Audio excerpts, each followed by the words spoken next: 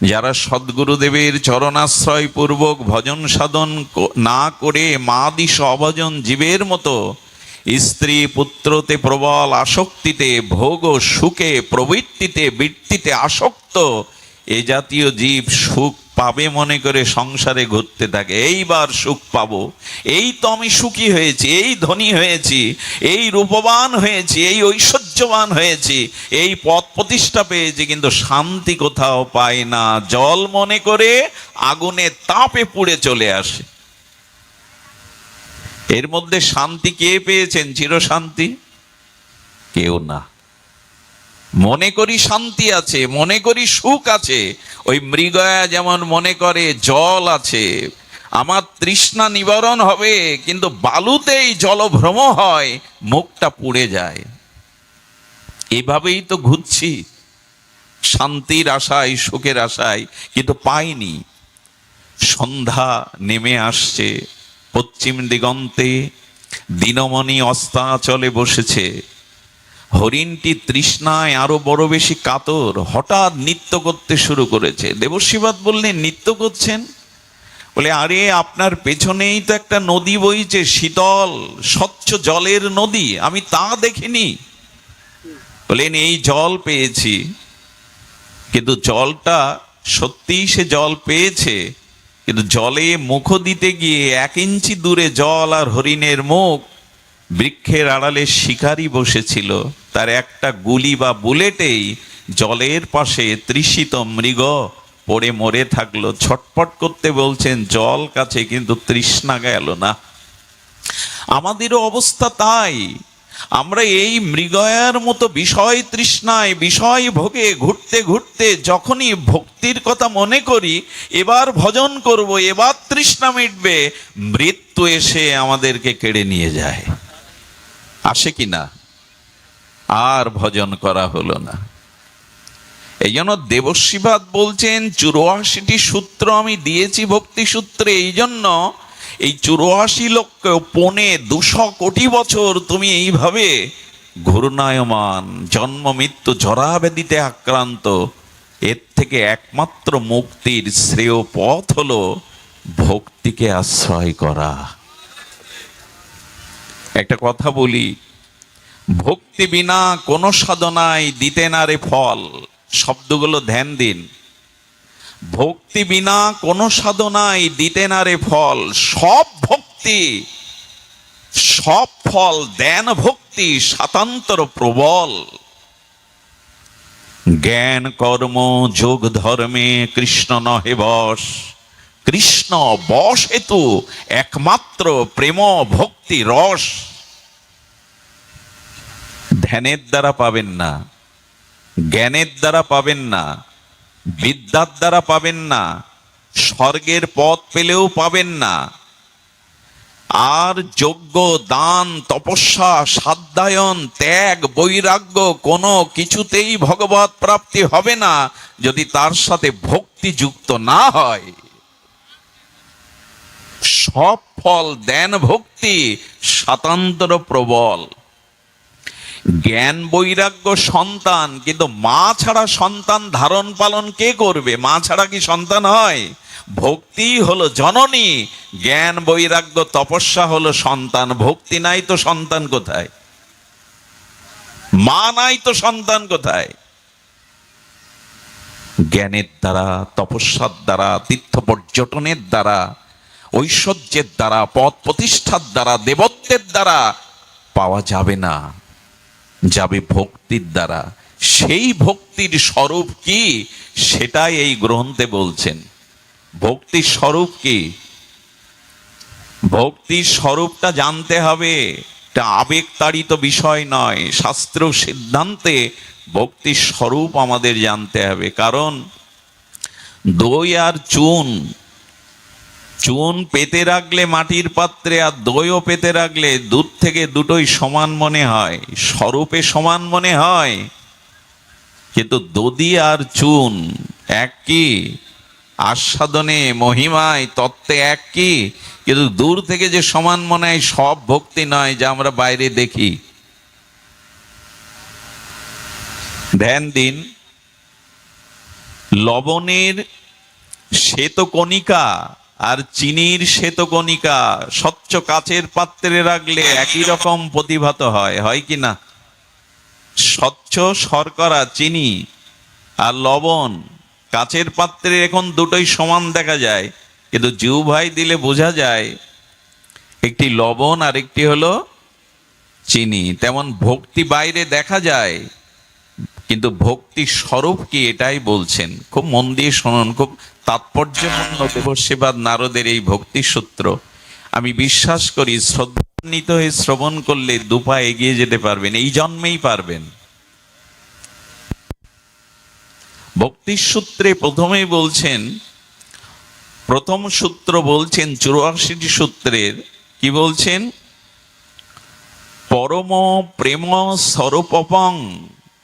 ভক্তি সূত্রের প্রথম সূত্র দেবশিবাদ নার বলছেন পরম প্রেম স্বরূপকম। ভক্তি কি? শুদ্ধা ভক্তি, কেবলা ভক্তি, ভগবানের নিশ্চলা ভক্তি কি রূপ, তার স্বরূপ কি? বলে পরম প্রেমৈক স্বরূপং। ভক্তির স্বরূপ কি? পরম প্রেম। শুধু প্রেম না, পরম প্রেম। পরম প্রেম মানে ভগবানের অনন্য মমতা। আমাদের মমতা দেহের প্রতি, ভোগ সুখের প্রতি, স্ত্রী পুত্রের প্রতি, মান সম্মানের প্রতি, যখন ওই মমতাটা সমস্ত কিছু নিগড়ে এক ভগবানকে অনন্য মমতা দিতে পারবেন, এরই নাম ভক্তি, এরই নাম প্রেম। খুব বড় কিছু নয়, কিন্তু অনেক কঠিন। আমাদের যে ভালোবাসা, আমাদের যে মমতা আমরা ছড়িয়ে দিয়েছি। কাপড়টা জলে দিলে, ভিজালে যেমন ওই কাপড়ের সুতোর মধ্যে জলগুলো প্রবেশ করে, জল আর কাপড় আলাদা করতে গেলে নিগড়াতে হয়। জল আলাদা হয়ে গেল, বস্ত্র আলাদা হয়ে গেল। তেমন জন্ম থেকেই আমাদের হৃদয়ে যে মমতা, প্রীতি, ভালোবাসা, এটা সবাইকে দিয়ে ভাগ করে দিয়েছি। এখন ওদের থেকে নিগড়ে যদি ওই মমতা একত্রিত করে ভগবানকে দিতে পারেন, এর নাম ভক্তি। পরম প্রেম স্বরূপম, এরই নাম ভক্তি। শুনতে ভালো লাগে, এখন তো অত সহজ না। প্রেম ভক্তি অত সহজ নয়। ভগবান জীবকে সবকিছু দিয়ে দেন, ভক্তি দিতে চান না। ভক্তি দিলে ভগবান সেই ভক্তের কাছে পরাধীন হয়ে যান। এই জন্য আমাদের মমতা ভগবানের প্রতি নাই।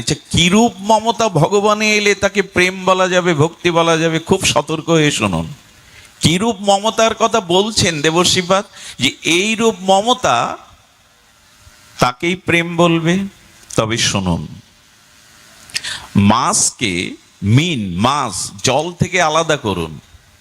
জলে ফিরে যাওয়ার জন্য মাছটা যেভাবে ছটপটানি হয়, ছটপট করে, রাত দিন যদি ভগবানকে পাওয়ার জন্য লোক দেখানো না, অন্তরে এরকম ছটপট হয়, এর নাম মমতা। একটা একটা করে শুনুন। শুধু গড়াগড়ি দেওয়া নয়, আবেগে নাচা গাওয়া ভক্তি নয়।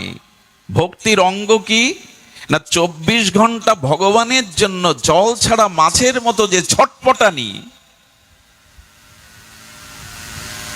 অনেক সাধনার পরে মা যদি কোলে সন্তান পায় আর লালন পালন করে যে 2-5 বছরের পরে ওই সন্তানটা হঠাৎ মারা যায়, কদিন ধরে ওই মায়ের যে ছটপটানি না, এরই নাম প্রেম। ওই রকম হলে তবে। আর কেমন? আর সাপের মাথায় মণি থাকে, আছে কিন্তু মিথ্যা নয়। সর্প মাথায় নাগরাজ মণি থাকে। ওই মণি হারিয়ে গেলে সাপটা, নাগিনী যেমন ছটপট করে, ভগবানের জন্য কারো হৃদয় যখন এরকম ছটপটনি হবে 24 ঘন্টা, এরই নাম ভক্তি। এটা মিলিয়ে নি তো আমরা, আমাদের কি হয়? এরই নাম ভক্তি।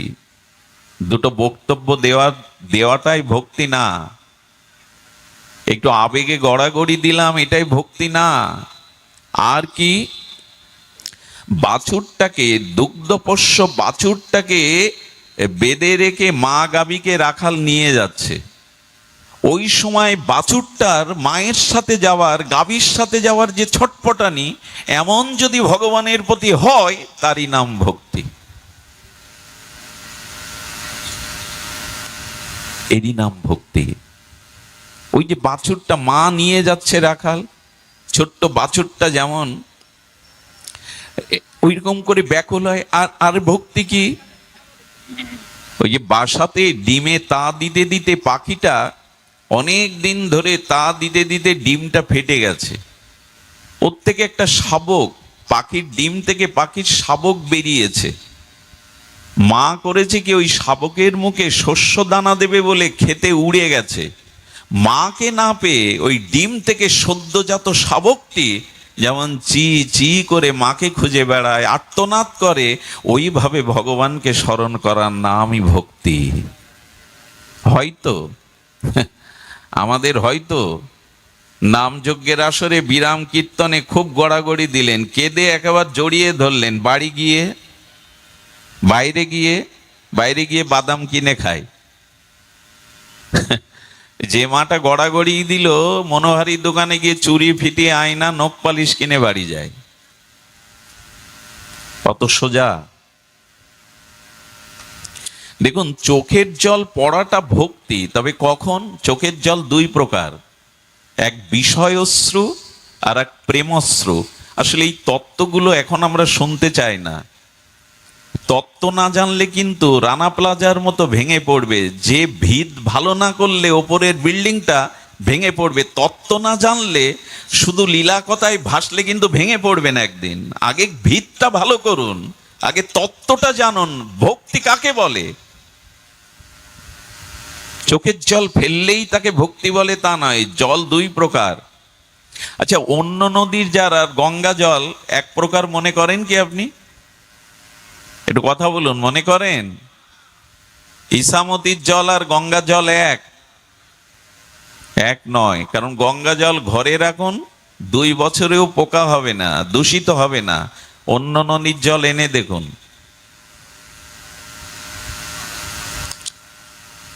আমাকে একজন প্রশ্ন করেছিল, এই কাল কোলাহলের দিনে, এই দূষণের দিনেও গঙ্গা জল এত পবিত্র থাকে কি করে? রহস্য কি? ওতে তো আমরা ফিটকিরি বা অন্য কোনো মেডিসিন দেই না। এই রহস্য কি জানেন? গোমুখ থেকে, যেখানে গঙ্গা উৎসভূমি গোমুখ, ওই গোমুখে ওখানে অনেক ঔষধি অমৃত বৃক্ষ আছে। গঙ্গা ওই বৃক্ষের ছোঁয়া, ঔষধি অমৃতের বৃক্ষের ছোঁয়া নিয়ে আসে। আর গোমুখের ওখানে অনেক যোগী ঋষিমুনিরা তপস্যা করছে।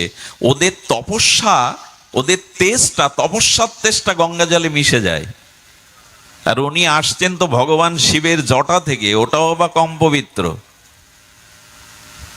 এই জন্য এই কোলাহলের দিনে, দূষণের দিনেও গঙ্গা অতি পবিত্র। এই জন্য চোখের জল যখন পড়ে, একটা হলো বিষয়শ্রু আর একটা হলো প্রেমাশ্রু। বোঝা গেল? একটা হলো বিষয়শ্রু, কেমন জানেন? একবার নিমাই সন্ন্যাস পালা কীর্তন করছে এক কীর্তনিয়া। এখন ওই কীর্তনিয়ারা খুব ভাবাবেশে নিমাই সন্ন্যাসটা বিরহের, ওই যে মাকে প্রণাম করছে আর বললেন, মা, পরের মাকে মা বলবো, আর তোমায় মা বলবো না। হে গর্ভধারিণী মা, আর তোমাকে সচি মা বলে ডাকবো না, পরের মাকে মা, এইসব বলছে। আর এক বুড়ি খুঁটি ধরিয়ে জোরে কাঁদছেন। তো বলেন, এই বুড়িটা এত কাঁদে কেন? কীর্তনিয়া এক সেবককে বলছে, ওই মার কাছে সন্ত, ওনার এত ভক্তি, এত কাঁদলেন উনি। বলেন, মা কাঁদছো কেন? বললো, আমার ছেলে আমাকে মা বলে ডাকে না, গলা ধাক্কা দিয়ে বের করেছে। এই কথা শুনে, লীলা শুনে, নিমাইয়ের মা ডাক শুনে আমার ওই কথা মনে পড়ে কাঁদছি আমি। এটা ভগবানের কান্না? রাধাকুণ্ডে একবার পাঠ হচ্ছে, বুঝলেন তো? পাঠটা তত্ত্বের উপরে, পাঠটা বিরহ রসের উপরে না, তত্ত্বের উপরে পাঠে তো কেউ কাঁদে না। এক বুড়ি দুলে দুলে কাঁদছে। গুরু মহারাজ বলছেন পাঠের শেষে ওই বুড়িকে ডাকতো, ও বুড়িমা, হচ্ছে তো তত্ত্বের পাঠ, এত কাঁদছো কেন তুমি শুরু থেকেই? কিছু মনে করবেন না, গুরু মহারাজ এই কথাটি বলেছিলেন। বুড়ি বলছে, আমার একটা ছাগল মারা গেছে তাই কাঁদছি। বলে, ছাগল মরার সাথে এখানে কান্নার সম্পর্ক কি? আসলে যিনি পাঠ করছিলেন তার মুখে ওই ছাগলের মতো কিছু দাড়ি ছিল, ছোট ছোট দাড়ি।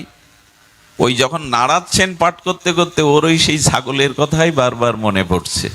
এই কান্নাকে কি বলবেন? এটা এটা প্রেমশ্রু নয়, এটা মায়ার অশ্রু। প্রেমশ্রুটা শীতল হয় আর বিরহের অশ্রুটা তপ্ত হয়। এটা দেখবেন, বিরহ অশ্রুটা তপ্ত হয়। এই জন্য তত্ত্ব জানুন যে ভক্তি কাকে বলে। দেবর্ষিবাদ নারদের কথা শুনুন। আমরা ভক্তির মহিমা শুনবো, তার আগে তত্ত্বটা জেনে নেই। নারিকেলের ভেতরে যেতে গেলে শক্ত আবরণ ভেদ করতে হবে, যা সবাই পারে না। আম গিয়ে গাছে যে কোনো পাখি খেতে পারে, নারকোল পারবে না। নারকোলের শক্ত আবরণ তুলতে হবে, ওর পরে মালাটাও শক্ত, ওটাও ফাটতে হবে, তারপরে ওর মধ্যে জল, শ্বেত শুভ্র ওই নারিকেলের, ওর থেকে আপনি নাড়ু কত কি করতে পারবেন। ভেতরে যেতে হবে আপনাকে, বাইরের আবরণ ভেদ করে। ভক্তি কাকে বলে?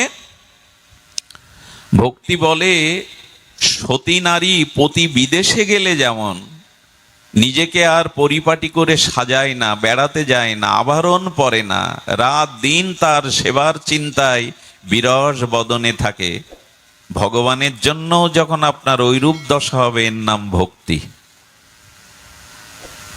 চাতক যেমন গঙ্গার জল, সরোবরের শীতল স্বচ্ছ জল পান করে না, মেঘ দেখলেই মেঘের দিকে চেয়ে থাকে কখন আকাশ থেকে বৃষ্টি নামবই, বৃষ্টির জল ছাড়া মরে গেলেও অন্য জল পান করবে না।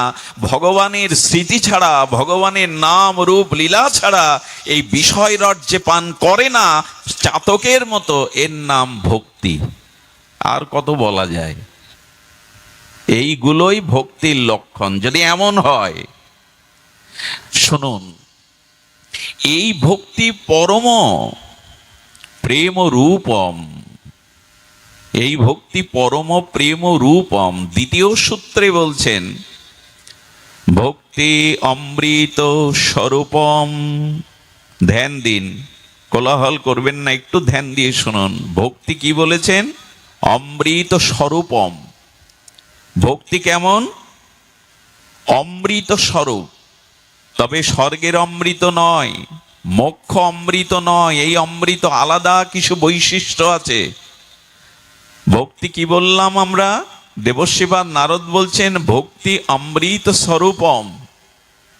অমৃত, এই অমৃত এমন অমৃত যে জগতে এটি যদি কেউ পান করে তার অন্য তৃষ্ণা থাকে না। দেহভোগের তৃষ্ণা, বিষয় তৃষ্ণা তার নিবারণ হয়ে যায়। রামকৃষ্ণদেব বললেন, ওরে যে চিটে গুড় খাচ্ছে তাকে ভালো গুড় দাও, যে ভালো গুড় খাচ্ছে তাকে শর্করা চিনি দাও, ওটা ফেলে এটা নেবে। যে চিনি পাচ্ছে তাকে ভালো সীতা মিশ্রি দাও, ও চিনি ফেলে মিশ্রি নেবে। যে মিশ্রি পাচ্ছে তাকে তুমি টাটকা মধু দাও, মধু পেলে চিটে গুড় আর কেউ পান করবে না। তেমনি ভক্তি এমন অমৃত, এই যদি একবার কেউ পেয়ে যায়, এই জগতে আর রূপ যৌবন বিষয় ভোগের রস কেউ পান করতে চাইবে না। সেই অমৃত আস্বাদন আমাদের তৃষ্ণা, অন্য কিছু তৃষ্ণা থাকবে না। আরে টাটকা উৎকৃষ্ট আস্বাদ্য মধু পেলে চিটে গুড় কে পাবে? তো ভক্তি অমৃত স্বরূপম। আর এই অমৃত পেলে কি হয় জানেন? আর আপনার অন্য ক্ষুধা তৃষ্ণা থাকবে না। আর এই অমৃত পেলে ওখান থেকে পতন হবে না। কি করে বোঝাই বলুন তো? খুব মার্মিক কথা। পতন হবে না। করি এই অমৃতকেও পান করলে অন্য তৃষ্ণা থাকে না। এই পদ এমন একটি পদ, এমন একটি আস্বাদন। একটু ধ্যান দিন। আচ্ছা, বাংলাদেশের সর্বোত্তম পদ কোনটা? প্রশাসনের রাষ্ট্রপতি পদ, এই তো, কি প্রধানমন্ত্রী পদ। কিন্তু 5 বছর পরে যখন রাষ্ট্রপতি বিদায় নেয়, তখন তার নামের আগে কি লেখা হয়? ভূতপূর্ব রাষ্ট্রপতি বলা হয় কি না? 5 বছর পর প্রধানমন্ত্রী নির্বাচনে হেরে গেলে তার নামের আগে একটা বিশেষণ দেওয়া হয়, ভূতপূর্ব প্রধানমন্ত্রী। 5 বছর পর এই পদ থাকে না। অবশ্য দেশের সর্বোত্তম পদ। ভগবান বলছেন, দেবর্ষিপাদ নারদ বলছে, ভক্তি যদি কেউ লাভ করতে পারে ওই পদ আর কেউ কেড়ে নিতে পারে না, কারো সাধ্য নেই ওই পদ তাকে কেড়ে নেবে। পৃথিবীতে অনেক রকম পদ আছে, রাষ্ট্রপতি মহামহোদয়, প্রধানমন্ত্রী, কালেক্টর, কত রকম পদ আছে, ডিসির পদ, এটা সব সময় থাকে না। আরো দুর্দশা দেখুন আমাদের পশ্চিম বাংলায় 15টা বছর যিনি শাসন করেছেন আমাদের সেই মমতা ব্যানার্জি, আশ্চর্য দেখলাম, লাইভে দেখছি উনি যাচ্ছেন আর সব চোর চোর বলছে ওনাকে। 15 বছর প্রচন্ড প্রতাপে উনি শাসন করেছেন এই পশ্চিম বাংলাকে। এরপরে ডিম ছোড়া হচ্ছে, যারা একদিন সর্বভারতীয় পদে প্রতিষ্ঠিত তাদের ডিম ছুঁড়ে মারা হচ্ছে, চোর বলা হচ্ছে। তো এই পদ পেয়ে আপনার জীবনের শান্তি কোথায়, স্থায়িত্ব কোথায়? দেবর্ষিপাদ বলছেন, ভক্তির অমৃত পদ যে পায় এই পদ ব্রহ্মাও কেড়ে নিতে পারে না, এই পদ থেকে তার জুতোও হয় না। ভক্তিকে চাও। আরে বড় পদ পাওয়ার পরে কি হয় জানেন? ভোট আসলে যাকে দিয়ে সে জুতো পালিশ করাতো তার ভোটটাও চাওয়ার জন্য হাত জোড় করে। আরে এত যদি এখনই নিচে নামবে তো ওই পদ পেয়ে হলোটা কি তোমার? এখনই যদি এই নিচে নামবে ওই পদ পেয়ে হলোটা কি? বলেন, কেউ যদি ভক্তি লাভ করে দেবতা ঋষিমণিরা এসে তাকে স্তব করে, বন্দনা করে। আচ্ছা বলুন তো, ভূতপূর্ব রাষ্ট্রপতি, ভূতপূর্ব মহন্ত মহারাজ, ভূতপূর্ব প্রধানমন্ত্রী, ভূতপূর্ব স্বরাষ্ট্রমন্ত্রী, সব পদ ভূতপূর্ব হয়ে যায়, জেলে যেতে হয়, পালাতে হয়। ধ্রুব মহারাজ হয়েছিলেন, প্রহ্লাদ মহারাজ হয়েছিলেন, এদের নামে কেউ ভূতপূর্ব ধ্রুব বলে কি? কেউ বলে? ভূতপূর্ব প্রহ্লাদ মহারাজ, ভূতপূর্ব ধ্রুব মহারাজ বলে কি? যদি কেউ ভগবানের শ্রদ্ধা ভক্তি লাভ করে, এ অনন্ত বিশ্ব ব্রহ্মাণ্ড ধ্বংস হলেও, মহাপ্রলয় হলেও ভক্তির পথ কখনো নষ্ট হয় না, ভক্তির পথ কখনো স্খলিত হয় না। আরে চাইতে হয় বড়টাও চাও, চাইতে হয় বড়টা চাও, যে পথ কখনো নষ্ট হয় না, ধ্বংস হয় না। আমরা ছোট চাই, এই জন্য আমাদের দুঃখ। যা থাকে না, যা বিনাশ হয়ে যায়, যা পতন হয়, আমরা তাই চেয়ে বেড়াচ্ছি। ভগবানের চরণে শুদ্ধ ভক্তি চাইলে এই পথ কেউ কেড়ে নিতে পারে না। 5000 বছর নয়, কত যুগের কথা। এখনো প্রহ্লাদ মহারাজ প্রহ্লাদ মহারাজই, ভূতপূর্ব বলবে না কেউ, কেউ বলবে না। মহাপ্রভু বললেন, ভক্তি যদি থাকে তবে তুমি অগ্রগণ্য। এই জগতে কার খ্যাতি হয়? দেখুন এখানে এত মানুষ এসেছেন, এত তাপ প্রবাহ, আমাকে দেখতে কেউ আসেননি, কারণ আমাকে দেখবার মতো কোনো বৈশিষ্ট্য নাই। আমার বিদ্যা শিক্ষা, বাইরের রূপ জৌলুস কিচ্ছু নাই। বলে তাহলে এসেছেন কেন? বলে তোমাকে দেখতে আসিনি, তোমার কোনো মহিমা নেই, তবে এসেছি কেন জানো? তোমার মুখ দিয়ে গুরুদেব দুটো ভক্তির কথা, ভজনের কথা বলছে বলে এসছি। তোমার এই চেয়ারে বসবে, তোমার চেহারা দেখবো, এই জন্য আসিনি তো আমরা। আমাদের খেয়ে দেয়ে কাজ নেই, এসেছি তোমার মধ্যে দুটো গোবিন্দের গুণকথা, রাধারানীর মহিমার কথা প্রকাশ হচ্ছে। তাই সম্মান কে পায় জগতে, খ্যাতি কে পায় জগতে? যদি ভক্তি লাভ করতে পারেন, ওই পথ কেড়ে নিতে পারবে না কেউ। আরে ধ্রুব মহারাজ জঙ্গলে তপস্যা করছে, মা সুনীতি দেবর্ষিপাদ নারদকে বলছেন, আমার খোকা বেঁচে আছে তো? হিংস্র জীব জন্তু, বাঘ ভাল্লুক, সাপাত সংকুল হিংস্র প্রাণীর মধ্যে আমার ধ্রুব বেঁচে আছে। বললেন, মা, অচ্যুত ভগবানের চরণ চিন্তায় যে রত হয়, গিয়ে দেখো ব্রহ্মা শিব দুর্গা তাকে পাহারা দিচ্ছে, তার ক্ষতি যাতে কেউ না করতে পারে। ভক্তিটাকে গ্রহণ করুন,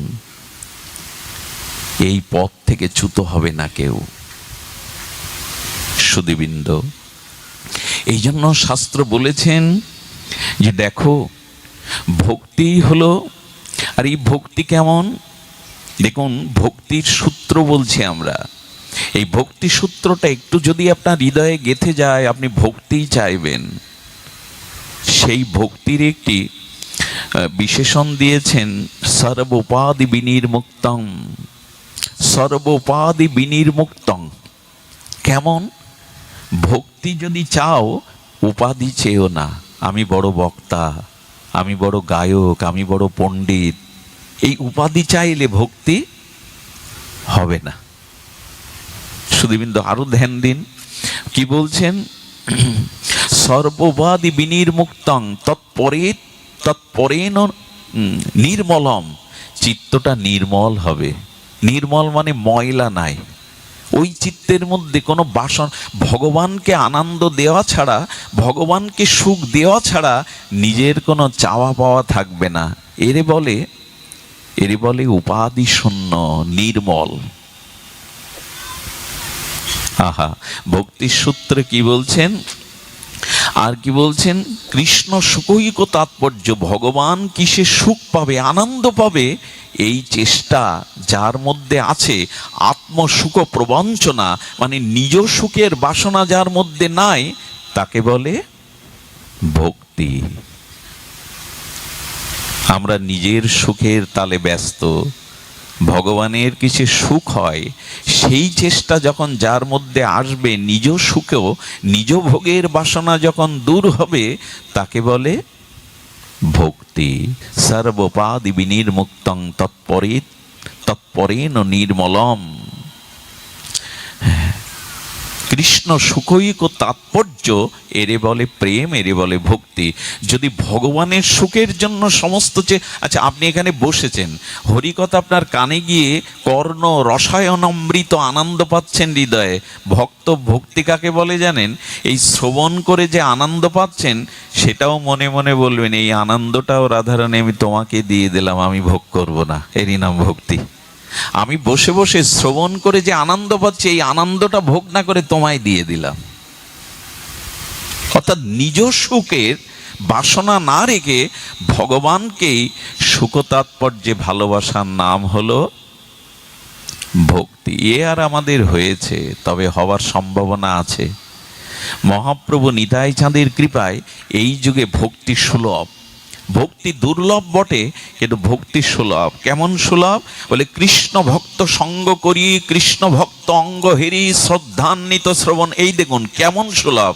ঠাকুর মশাই ছিল নরোত্তম ঠাকুর দাস মহাশয়, বলছেন এক কাজ করো, এই ভক্তি যদি পেতে চাও তাহলে এক কাজ করো, কৃষ্ণ ভক্ত অঙ্গ হেরি। শব্দগুলো নিশ্চয়ই ধ্যান দিয়ে শুনছেন, এত কষ্ট করে এসেছেন। পাখার বাতাস না হলেও চলবে মা, গায়ের গরমটা লাগুক, হৃদয়ের জ্বালা জোড়াক। অনেকেই পাখা টানছেন, অসুস্থ থাকতে পারেন, থাকলে ঘামলে পাখা টানতে পারেন, কিন্তু বলি আকাশ থেকে 7 দিন যদি একটানা বৃষ্টি হয়, আপনাকে যদি ঠান্ডা ঘরেও ঢুকানো হয়, মনের জ্বালা হতে যাবে না, সংসারের ত্রিতাপ জ্বালা যাবে না। আরে বাইরে তাপ লাগে লাগুক, হরিকথা ভেতরের জ্বালা জোড়ায়। হরিকথা তবে কথামৃতম তপ্ত জীবনম, এই জীবনের অভিশাপ তাপ এটা জুড়িয়ে দেয় হরিকথা। বাইরের দিকে দৃষ্টি দিতে গেলে ভেতরের তাপ যায় না। আর একটা কথা বলি, 2-4টে টাকা রোজগার করার জন্য মাথের ঘাম পায়ে ফেলতে হয় সারাদিন। 500 টাকার জন্য একজন দিনমজুর খাটে এই প্রখর রৌদ্রে। গোবিন্দের জন্য যদি গায়ের একটু ঝাম ঝরে, ঝরুক না। আর এই দেহ তো একদিন পুড়াবে, জ্যান্ত থাকতেও কারেন্টে শর্ট দেবে, থেরাপি দেবে যদি দেহে আমার ক্যান্সার আসে। জয় রাধে, যেভাবে ছিল রাখো। বলছেন এই জ্যান্ত দেহেই পুড়িয়ে দেবে, থেরাপি দিয়ে দেবে। আমি বলছি কি, বাইরের দেহ সুখের কথা ভুলে গিয়ে কি বলছে? কৃষ্ণ ভক্ত অঙ্গ হেরি। একবার ধ্যান দিন, ভক্তের দিকে তাকিয়ে হরি কথা শুনতে হবে। বলো তাকাবো কেন? চোখ বুজে শুনলে হবে না, তোমরাও তো চোখ বুজে বলো শোনো। বলে না, মাঝে মাঝে তাকিও। তাকালে কি হয় জানেন? যিনি ভজন করেন, যার ভিতরে বিশুদ্ধ ভক্তি, নির্মল ভক্তি আছে, তার চোখের দিকে, অঙ্গের দিকে তাকালে ওই ভক্তি কণুকা রোগ বীজাণুর মতো সংক্রামিত হয়ে তোমার মধ্যেও প্রবেশ করবে। কৃষ্ণ ভক্ত অঙ্গ হেরি। আহা, ভক্তির পথ বলছেন ঠাকুর মশাই, কৃষ্ণ ভক্ত হতে হবে। আমার মতো বিষয়ই না, যিনি প্রকৃত হৃদয়ে ভক্তি লালন পালন করেন, যার হৃদয় গঙ্গায় ভক্তি প্রবাহ তরঙ্গ বইছে, ভগবানের নাম রূপ লীলা স্মরণ বইছে, ওই জাতীয় ভক্তের অঙ্গকে হেললে অর্থাৎ চোখে দেখলে ভক্তি সংক্রামিত, দেখাতেও ভক্তি হয়। আচ্ছা, কুদৃশ্য দেখলে মনের ভিতরে ওই কুদৃশ্যের প্রভাব পড়ে না? একটা কথা বলবেন।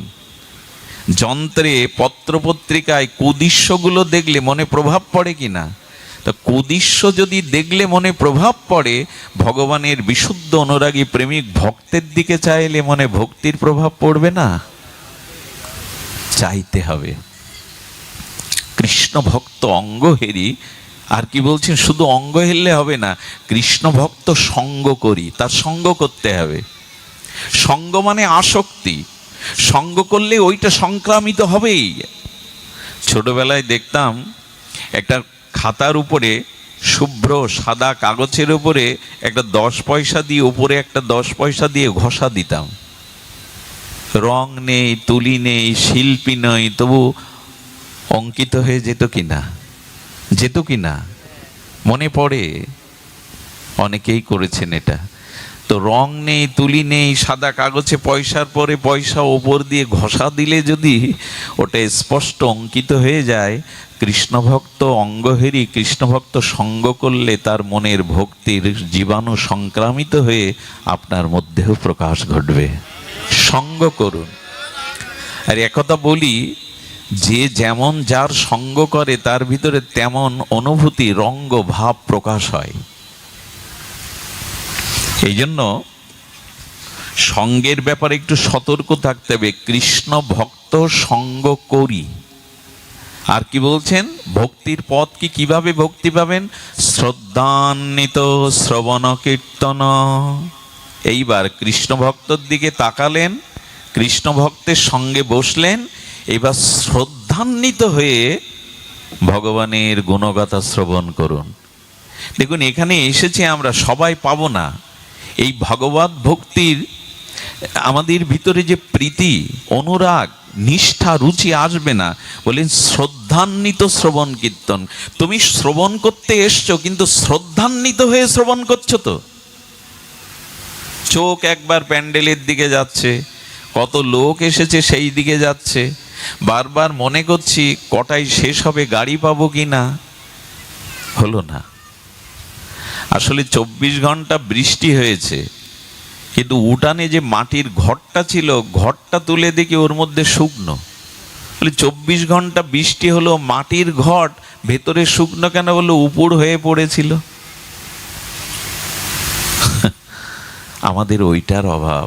অনেক জন্ম শোনা অভ্যাস না তো, ঘুম আসে, অলসতা আসে, গরম পায়, কষ্ট অনুভব হয়। শ্রদ্ধান্বিত শ্রবণ কীর্তন, যদি শ্রদ্ধাযুক্ত হয়ে শ্রবণ করতে পারো, পরীক্ষার জন্য, এই বক্তার কথা অনেক শুনেছি, দেখি তো কেমন বলে, এরকম পরীক্ষার জন্য নয়, শ্রদ্ধান্বিত হয়ে শ্রবণ করতে হবে। এইটার অভাব আমাদের।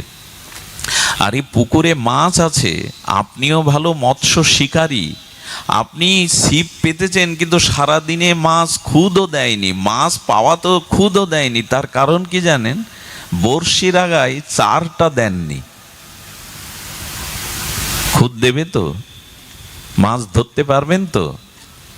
কোন সুন্দরী রমণী, দেখতে খুব সুন্দর, বিশ্ব সুন্দরী, আবার সে অষ্টাদশী, 18 বছরের, আবার সে অলংকার পরেছে, কিন্তু অঙ্গে কোনো বস্ত্র নাই, তাকে সম্মান করবেন তো?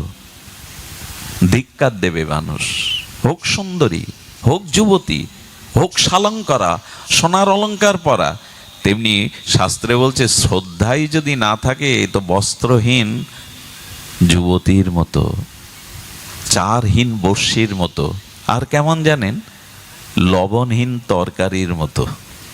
এত কিছু রাঁধলেন, লবণটা দিলেন না, কর্তাবাবু খাবে তো? 14 গোষ্ঠী উদ্ধার করে দেয় একদিন লবণ না দিলে। এই যদি না দেয় মায়েরা, বাবারা, তাদের উপর বকবেন না, তাড়াতাড়ি করতে গিয়ে আপনার সেবার জন্য দেয়নি, এদের গালি দিয়েন না, উঠে যেয়েন না। একটা বুদ্ধি শিখিয়ে দিই বাবাদের, কখনো যদি লবণ না দেয় বা অতিরিক্ত বেশি দেয়, ওই দিন হাসি মুখে সেবা পেয়ে বলবেন আজ খুব ভালো হয়েছে, উঠে যাবেন, কারণ ওইটাই তো পরে পাবে। সে পেতে গিয়ে তখন বলবে আশ্চর্য, এই মানুষটার এরকম পরিবর্তন কি করে হলো, আজ তো গালি দিল না, ভাবমা তুলল না। আসলে তার বিবেক ফিরে পরে তার ভুল কম হবে। ওই কারণে মাঝে মাঝে কিছু বলতে নাই, চুপ হয়ে ধৈর্য ধরতে, ওর ফল হয় ভালো। আচ্ছা, বাগান লাগালেন, ফল ও ফুলের বাগান লাগালেন, কত যত্ন করলেন, কিন্তু ফলও হয় না, ফুলও ধরে না, সেটি কি ফুলের বাগান? আগাছা ছাড়া কিছু বলবেন? তেমন শ্রদ্ধা যার নাই, তার এই যে ভাগবতে আসা, এই যে শ্রবণ কীর্তন করে, এটা হস্তি স্নানের ন্যায়। হাতি স্নান করে, বাবা করলি কেন স্নান? ধুলোগুলো ধুয়ে গেল, ও স্নান করে আগে ধুলায় গড়ায়, আর কাদামাক্ত কদ্দমাক্ত হয়ে। এই স্নানের মানেটা কি? আজ আমরা অনুষ্ঠান করছি, যাগযজ্ঞ করছি, কিন্তু শ্রদ্ধার অভাব। 24 ঘন্টা বৃষ্টি, ঘরের মধ্যে শুকনো, উপর হয়ে পড়েছিল। শ্রদ্ধা চাই, শ্রদ্ধান্বিত শ্রবণ কীর্তন। ঠাকুর মশার এই বাণী না, মহামন্ত্র। শ্রদ্ধা নিয়ে হরিকথা শ্রবণ কীর্তন করো, একদিনের হরিকথায় তোমার প্রেম প্রাপ্তি হয়ে যাবে, যদি বিশুদ্ধ শুদ্ধ ভক্তের মুখে ভগবত শ্রবণ করতে। নাম লীলা গুণাদিনে নাং মুখনাং ভাষণাম কীর্তনাম। সেই শুদ্ধ ভক্তের মুখে হরিকথা কীর্তন। একটা জিনিস বলি, অবৈষ্ণবের মুখে, অশুদ্ধ ভক্তের মুখে হরিনাম হরিকথা ক্রিয়াশীল হতে কোটি জন্ম লেগে যাবে, হবে না। একজন বলছি কি, পাপী যদি আগুন জ্বালায় আর পুণ্যবান যদি আগুন জ্বালায়, দুটোই তো পুড়বে। তা আমি পাপী হতে পারি, আমার হরিকথা পাপী কি এরকম আগুন ক্রিয়া করবে না কেন? এরকম যুক্তি দেয় আবার অনেকেই। কথা বুঝতে পারছেন? আমি পাপী, আমি আগুন জ্বেলেছি, আপনি পুণ্যবান, আপনিও আগুন জ্বেলেছেন, আগুনের ধর্ম তো সমান। তা আমি আচরণ করি আর না করি, আমি বৈষ্ণব হই আর না হই, ভক্তি না, তো আমার হরিকথা তো হরিকথায়। এই যুক্তি খণ্ডন করবেন কি করে? আবার কি বলে জানেন, আমি পাপী হতে পারি, কিন্তু আমি যে দুধটা আপনাকে দিচ্ছি সেই দুধটা তো ভালো। বলে দুধ উৎকৃষ্ট বটে, কিন্তু আপনার অজান্তে ওই দুধে যদি বিষাক্ত সাপ এঁটো করে দেয়, ওই দুধ খেলে বলকারক হবে, পুষ্টিকারক হবে?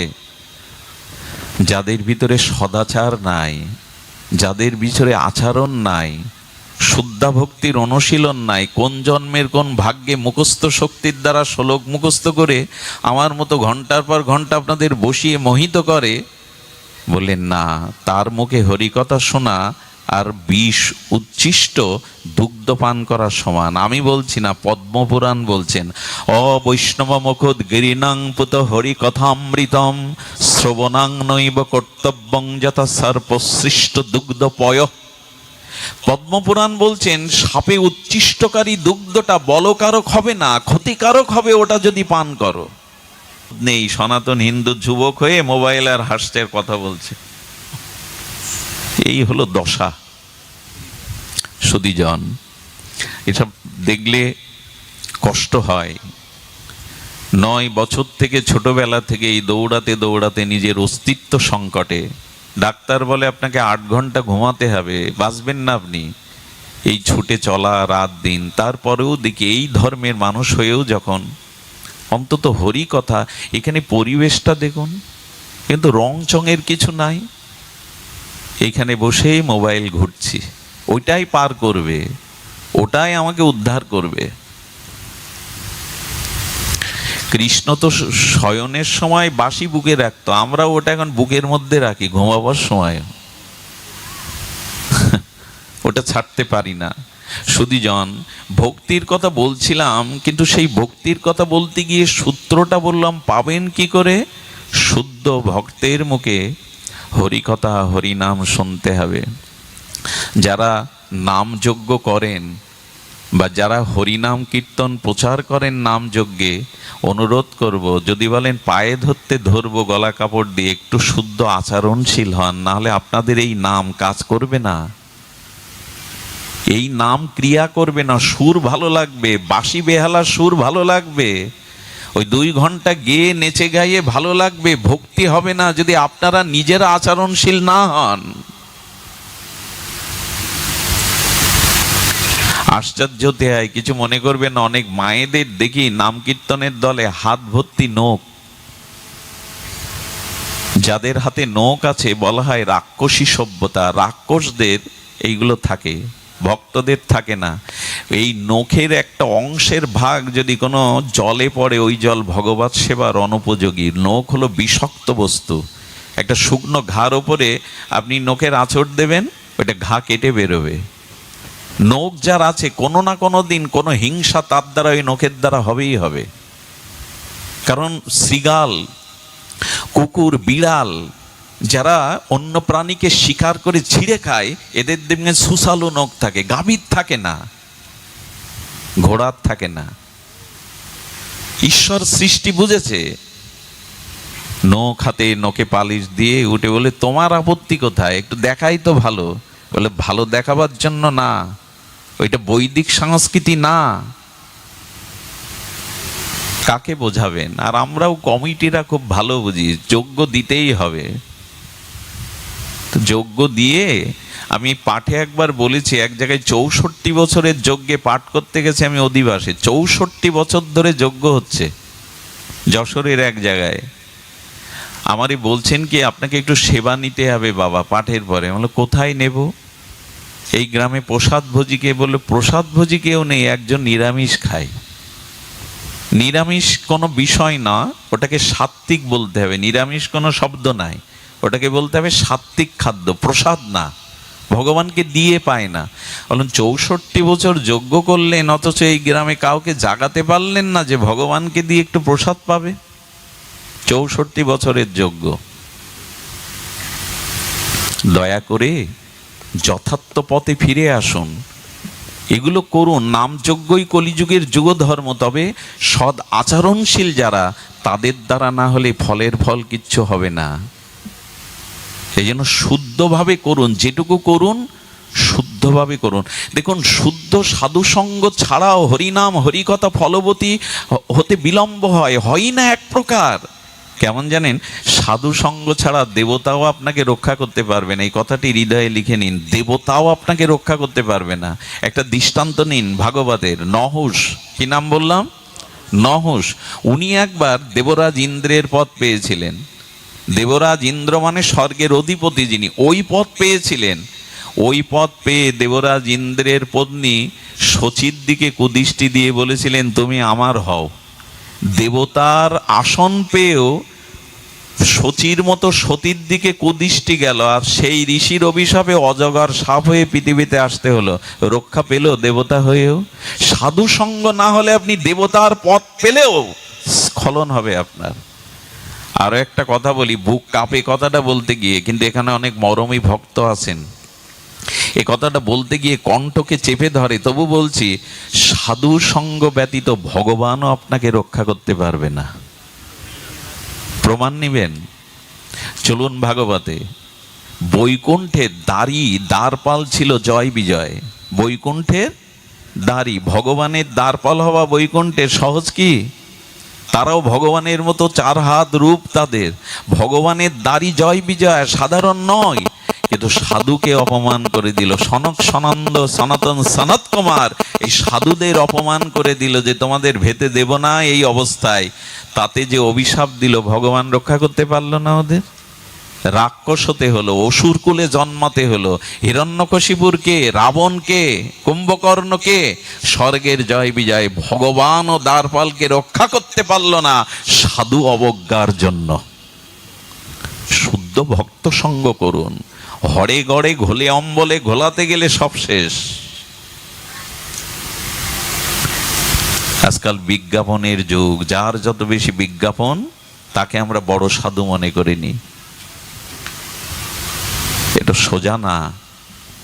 এই জন্য দেবতা ভগবানও রক্ষা করবে না যদি শুদ্ধ সাধু সঙ্গ আপনার জীবনে না হয়।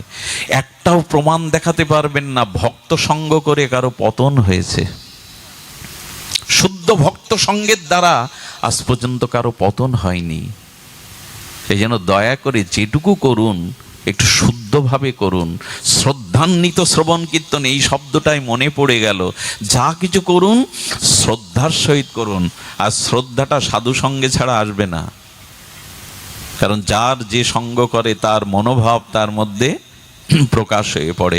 এখন বলি, ভক্তি স্বরূপ জানলাম না, মাত্র দুটো সূত্র বলেছি, 84টা সূত্র, এইগুলো শুনতে হয়। আমি ভক্তির এইবার আগে বললাম স্বরূপ, এবার ভক্তির লক্ষণ বলি। বেশিক্ষণ সময় নেব না, আপনারা অনেক দূর দূরান্ত থেকে আর এখানে তাপ প্রবাহে কষ্ট পাচ্ছেন, তবু বলি ভক্তির স্বরূপ বললাম, ভক্তির লক্ষণ শুনুন, এটা আপনাদের একটু ভালো লাগবে। আমি তো শুষ্ক, আমার ভিতরে দর্শন বা তত্ত্ব নাই, সরসতা নাই, এই জন্য আপনাদের কষ্ট দিলাম। তবে আসুন এবার সরসে ফিরে আসি। কারণ মেঘ দেখেছি, এবার বৃষ্টি হলেই তো তাপ যাবে, কৃষক আনন্দ পাবে, মৃতবৃক্ষ সজীব হবে, প্রাণীকুল আনন্দ পাবে, কৃষকের মুখে হাসি ফুটবে। তবে এখন নয়, বর্ষাকালেই বৃষ্টি হলে এটা হয়। তো আসুন আমরা এবার ভক্তির লক্ষণের লীলায় যাই। ভক্তির লক্ষণ কেমন? যার ভিতরে ভক্তি এসছে তার লক্ষণ শুনুন। তার লক্ষণ হলো তিনি কি চাইবেন। মাধব, ভক্তমাল চরিত্রে মাধব এই ভক্তের চরিত্র শুনুন। ইনি কি করতেন জানেন? ভগবানের প্রসাদ ছাড়া অন্য কিছু পেতেন না। উনি রণস্বর বলে রানস্বর বিগ্রহ আছে। এই রণস্বর বিগ্রহ এমন জাগ্রত, প্রতিদিন 56 ব্যঞ্জন দিতে হতো। খুব ধ্যান দিন, 56 ব্যঞ্জন ভগবানকে দিতে হতো, উনি পুরোটাই সেবা নিতেন। বলে তাহলে অন্যরা কি নিত? যে সেবা লাগাতো সেবক, বলে সে আবার রন্ধন করে ওই ভগবানের উচ্ছিষ্ট যা অল্প পড়ে থাকতো ওতে দিয়ে তাই পেতেন। 56 ভোগ প্রতিদিন পেতেন রণস্বর বিগ্রহ। ওইখানে একদিন ভক্ত মাধব উপস্থিত হয়েছেন, আর উনি তো প্রসাদ ছাড়া পান না। গোবিন্দকে 56 ভোগ, রণস্বর বিগ্রহকে 56 ভোগ লাগানো হয়েছে। শুনুন ভক্তির কি গরিমা, ভক্তির কি মহিমা, ভক্তির কি লক্ষণ। ভগবান চিন্তা করছে আজ মাধব আমার দুয়ারে, আমি পাওয়ার পরে ওই পূজারি সেবক ও তো রান্না করে এই একটু মিশিয়ে দেবে, ওই প্রসাদ তো পাবে না, ও তো আমার প্রসাদ পাবে। কিন্তু আমার লক্ষণ হলো 56 ব্যঞ্জন আমি নিজে পাই। ভগবান পেতে পেতে 5টা ভোগের পাত্র আঁচলে লুকিয়ে রেখেছে। দেখুন ভক্তি ভগবানকে কতটা বিবশ করে। ভগবান বললেন আমি ভক্তের পেছনে ছুটি। এই দেখুন তার দৃষ্টান্ত, ভক্তির বশ কিভাবে ভগবান 5টা আঁচলের তলে লুকিয়ে রেখেছেন। সেবার পাত্র তুলতে গিয়ে দেখে 5টা নাই, সেবক দেখছে 5টা নাই। ভগবানের সাথে এরা কথা বলেন, সাক্ষাৎ বিগ্রহ প্রসাদ চেয়ে খায়, মদন গোপালের মতো, মদন মোহনের মতো। সনাতন গোস্বামী গিয়ে বলছে, ও সনাতন, একটু শাক দিয়েছ বৃন্দাবনে, লবণ দাওনি, তা পাবো কি করে? সনাতন গোস্বামী বলছেন আজ লবণ চাইবে, কাল ঘি চাইবে, ওই করার জন্য সব ছেড়ে বৃন্দাবনে ভজন করছি। ও মুখের স্বাদ, জিহ্বার স্বাদ, এখানে বড় লোকের বাড়ি যাও, ওইখানে সব দেবে, আমার কাছে এটাই পেতে হবে তোমায়। এরা ভগবানের সাথে এদের অভিন্নতা, এই ভক্তির স্তর এইখানে। তখন পূজারি বলছে 5টা পাত্র কি হলো? এখানে তো কেউ ঢোকেনি, দরজা বন্ধ করা। এখন ওই প্রসাদের থালিগুলো বাইরে এনে নিজে রান্না করছে, দেখে মাধব দুয়ারে দাঁড়িয়ে। গোবিন্দকে গিয়ে বলছে, প্রভু মাধব তো তোমার প্রসাদ ছাড়া এক কণাও পাবে না, আজকে কি করব, দুয়ারে মাধব দাঁড়িয়ে। রণছোড় ভগবান বলে বসলেন, ওরে আমি সব জানি, যে 5টা পাত্র তুই খুঁজছিস ওটা আঁচল তলে আমি লুকিয়ে রেখেছি মাধবের জন্য।